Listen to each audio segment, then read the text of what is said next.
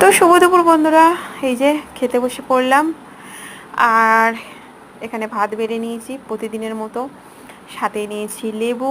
আর চলো ভাতটা কি দিয়ে খাওয়া যায়। ও মা, আজকে গামলি খালি কেন? আজকে কি আমরা শুধু ভাত খাবো?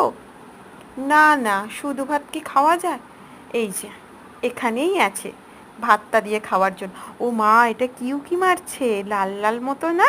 তো চলো ঢেলে নিই, ঢেলে নিলেই বুঝতে পারবো এটা কি আছে। তো চলো। আর হ্যাঁ, দেখেই তো বুঝতে পারছো এটা মাংস আছে। হ্যাঁ, অনেকেই ভাববে হয়তো এটা খাসির মাংস, বাট মটন।